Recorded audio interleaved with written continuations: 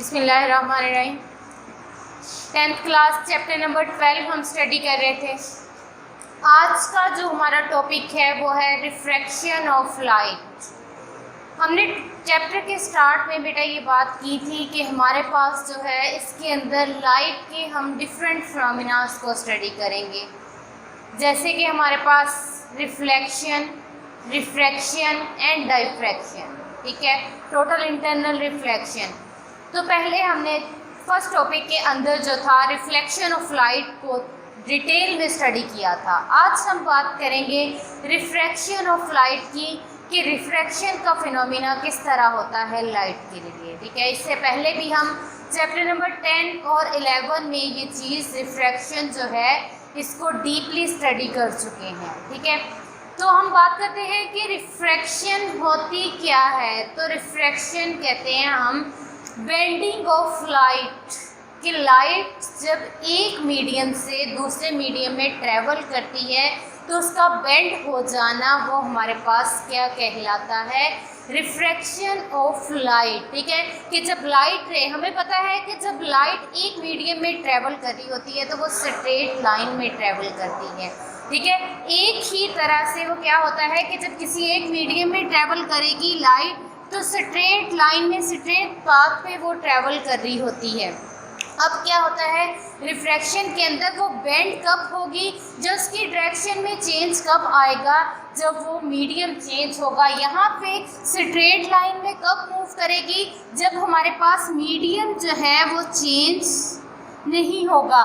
जब medium change होगा तो लाइट की डायरेक्शन भी क्या हो जाएगी, चेंज हो जाएगी, मतलब वो बेंड हो जाएगी।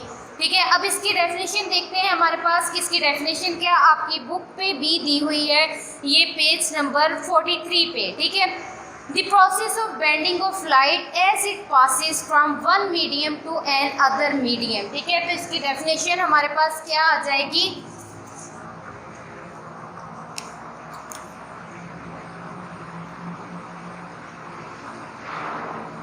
डेफिनेशन इसकी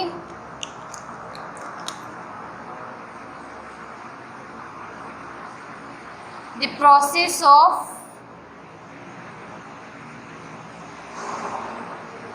bending of light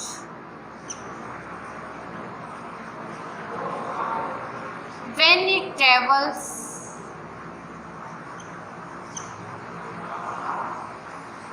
from one medium to another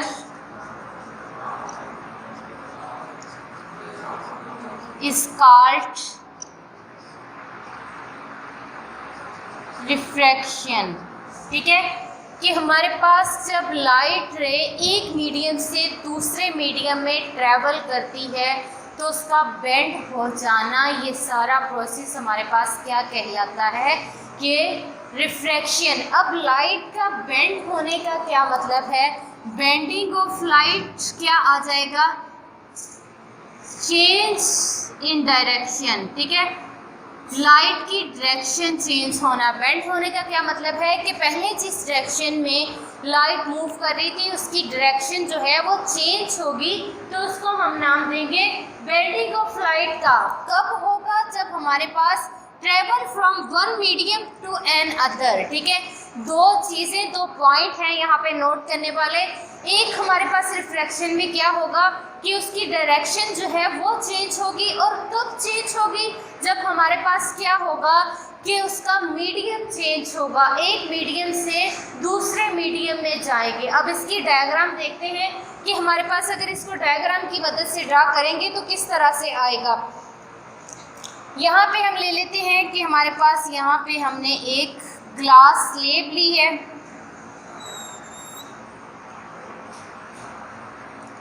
ठीक है, अब यहाँ पे हमारे पास जो मीडियम है, यहाँ पे बाहर जो मीडियम है वो क्या है, फर्स्ट मीडियम एयर है, और ये वाला मीडियम हमारे पास क्या है, ग्लास, सेकंड मीडियम।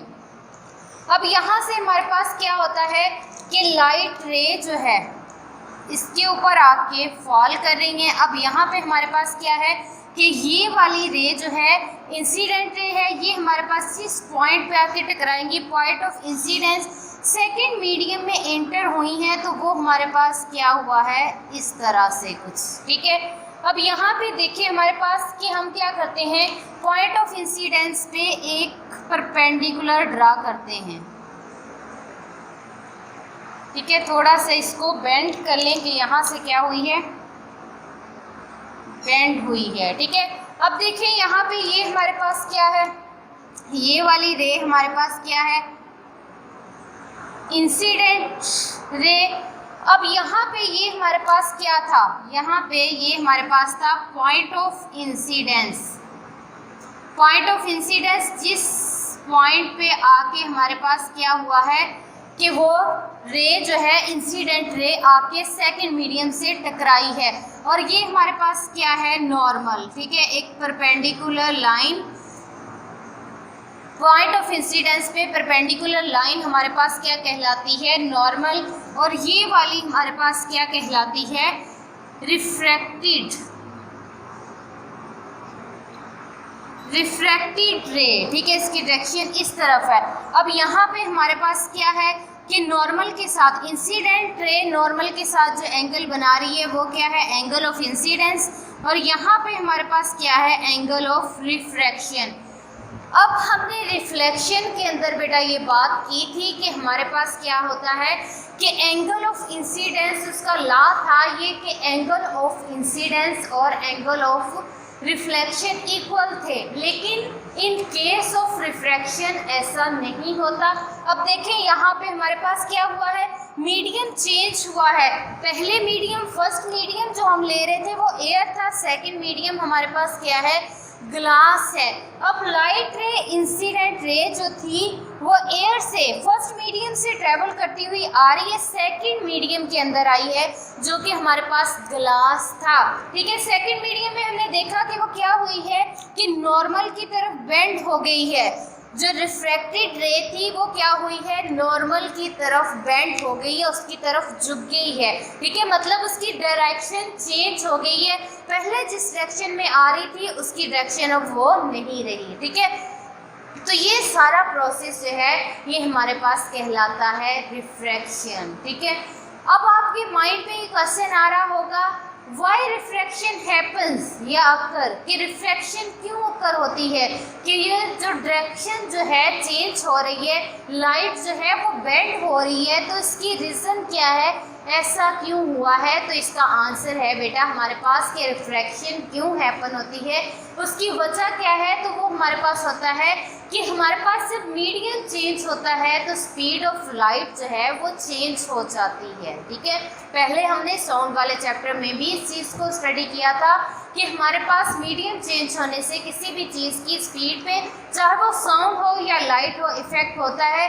उसकी वजह क्या होती है कि डिफरेंट मीडियम्स के अंदर नंबर ऑफ मॉलिक्यूल्स, पार्टिकल्स वो क्या होते हैं, डिफरेंट होते हैं। अब एयर है वो हमारे पास क्या है, लेस डेंसर है, ठीक है, कि मतलब उसके अंदर मॉलिक्यूल्स जो है वो इतने नहीं होते, लाइट इजीली ट्रैवल कर सकती है, उसके रास्ते में जो हर्डल्स हैं, ऑब्स्टेकल्स हैं वो कम है, रुकावटें कम हैं, मॉलिक्यूल्स जो हैं वो कम हैं, इस वजह से वहाँ पे स्पीड जो है वो कुछ और होगी, स्पीड ज़्यादा होगी। जैसे ही मीडियम चेंज होगा वो मीडियम जो है वो डेंसर हो जाएगा, चाहे वो ग्लास है या कोई लिक्विड मीडियम है, वाटर है, ठीक है। तो वहाँ पे क्या होगा कि इसकी स्पीड जो है वो कुछ और होगी, क्योंकि वहाँ पे नंबर ऑफ मॉलिक्यूल्स जो हैं वो ज़्यादा हो गए हैं, उसके रास्ते में आने वाली हर्डल्स जो हैं, ऑब्स्टेकल्स वो ज़्यादा हो गई हैं, तो उसकी स्पीड को इफ़ेक्ट करेंगी, उसकी स्पीड जो है वो डेंसर मीडियम में जाके क्या हो जाएगी, कम हो जाएगी, ठीक है। अब यहाँ पे वर्ड जो है डेंसर की बजाय ऑप्टिकल डेंसर यूज़ किया जाता है। ऑप्टिकल डेंसर का ये मतलब है कि वो मीडियम जो है स्पीड ऑफ लाइट को कितना कम करता है, उसकी स्पीड को कितना स्लो डाउन करता है, ठीक है। ऑप्टिकल डेंसर यहाँ पे हमारे पास जो है ग्लास वो क्या है, डेंसर मीडियम है, ठीक है। ये हमारे पास क्या है, रेयर मीडियम। ऑप्टिकल डेंसर, यहाँ पे डेंसर की बजाय वर्ड यूज करेंगे ऑप्टिकल डेंसर, ठीक है। कि ऑप्टिकल डेंसर हमारे पास क्या है कि वो मीडियम जो है कितना स्पीड ऑफ लाइट को स्लो डाउन करता है। जितना वो ज़्यादा स्लो डाउन करेगा उतना ही वो ऑप्टिकली ज़्यादा डेंसर होगा, जितना वो स्पीड ऑफ लाइट को स्लो डाउन करेगा। अब एयर जो है वो क्या है कि स्पीड ऑफ साउंड, जो स्पीड ऑफ लाइट है उसको बहुत ही कम, मतलब उसमें स्पीड जो है उसकी मैक्सिमम होती है स्पीड ऑफ लाइट, मतलब वो कम डेंसर है, ठीक है। लेकिन ग्लास, जब वाटर मीडियम हम लेते हैं तो वो हमारे पास क्या होता है कि ज़्यादा डेंसर होता है, वो स्पीड ऑफ लाइट को स्लो डाउन ज़्यादा करता है, ठीक है। अब अक्सर आप लोगों ने देखा होगा कि हमारे पास क्या है कि कोई ग्लास है या कोई भी आपके पास बर्तन है, उसके अंदर आपने क्या किया हुआ है, वाटर फिल किया हुआ है, ठीक है। यहाँ पे हमने क्या लिया हुआ है, कोई भी लिक्विड जो है उसके अंदर फिल किया हुआ है। यहाँ पे आप कोई चीज़ रख लेते हैं, सपोज करें कि हमारे पास क्या है, एक पेंसिल हम ले रहे हैं, तो वो हमारे पास क्या होगी,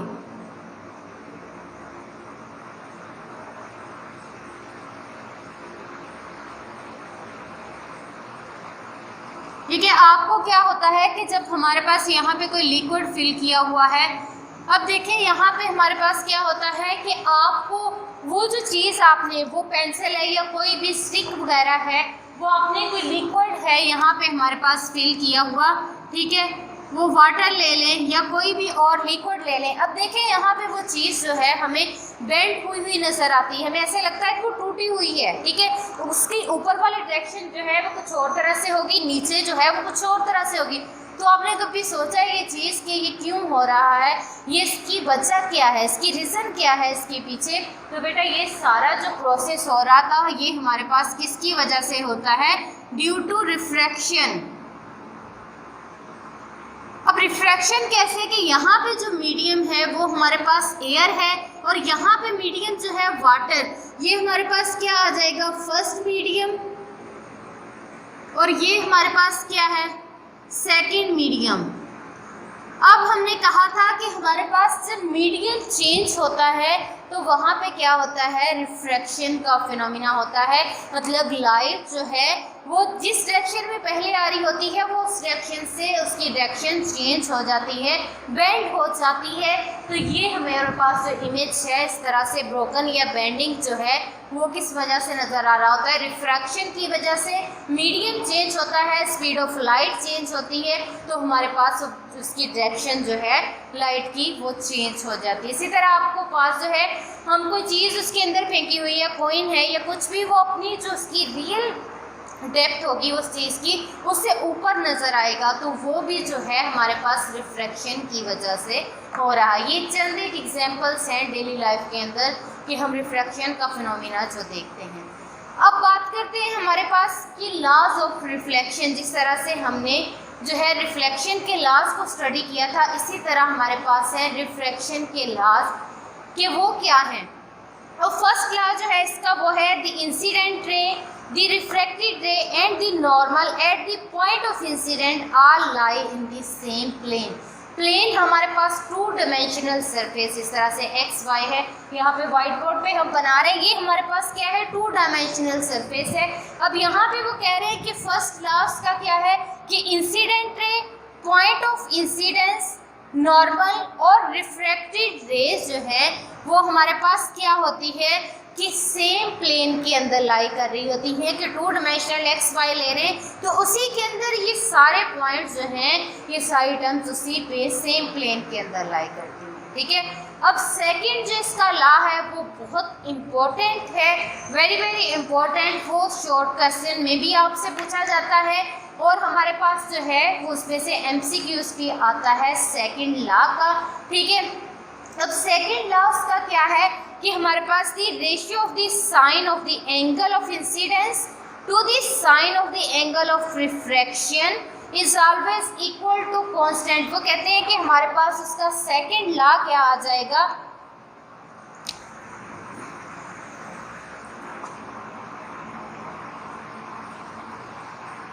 second law of refraction. Second law हमारे पास कहता है कि अगर हमारे पास sine of angle of incidence over sine of angle of refraction ये हमेशा किसी कांस्टेंट के इक्वल होते हैं। ये हमारे पास क्या होता है, कांस्टेंट के इक्वल होता है। अगर हमारे पास क्या होगा कि sine of angle of incidence ratio उसकी किसके साथ लेनी है, sine of angle of refraction, तो ये हमेशा हमारे पास कांस्टेंट के इक्वल आएगा। ठीक है, इसकी वैल्यू कांस्टेंट होगी और इस कांस्टेंट को हम डिनोट करते हैं n से। ठीक है, n यहाँ पे हमारे पास क्या है, रिफ्रैक्टिव n जो है वो हमारे पास कहलाता है रिफ्रैक्टिव इंडेक्स।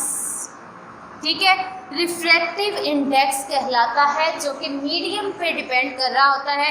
डिफरेंट मीडियम के लिए इसकी वैल्यू जो है वो डिफरेंट होगी। और इस सारे लॉ को हमारे पास के अगर हम रेशियो ले रहे हैं sine of angle of incident and sine of angle of refraction जो कि कांस्टेंट के इक्वल है, इस पूरे को जो है नाम दिया जाता है हमारे पास स्नेल्स लॉ का। ठीक है, ये हमारे पास क्या कहलाता है, Snell's law, second law of refraction जो है। ठीक है, कि अगर हम जो है रेशियो लें sine of angle of incident and sine of angle of refraction, वो किसी कांस्टेंट के इक्वल आए तो वो हमारे पास क्या कहलाता है, स्नेल्स लॉ कहलाता है। ठीक है, सेकेंड लॉ ऑफ रिफ्रैक्शन, ये आपको शॉर्ट क्वेश्चन के लिए भी इम्पोर्टेंट है और एमसीक्यूज के लिए बहुत बार ये शॉर्ट क्वेश्चन में आ चुका है। या तो second law of refraction explain करें या फिर स्नेल्स लॉ क्या है। ठीक है, ये था हमारे पास। अब नेक्स्ट इंशाल्लाह जो है हम बात करेंगे कि स्पीड ऑफ लाइट क्या है और रिफ्रैक्टिव इंडेक्स जो है इसकी डिटेल में बात करेंगे कि ये हमारे पास होता क्या है। ठीक है, ओके, सी अल्लाह हाफिज़।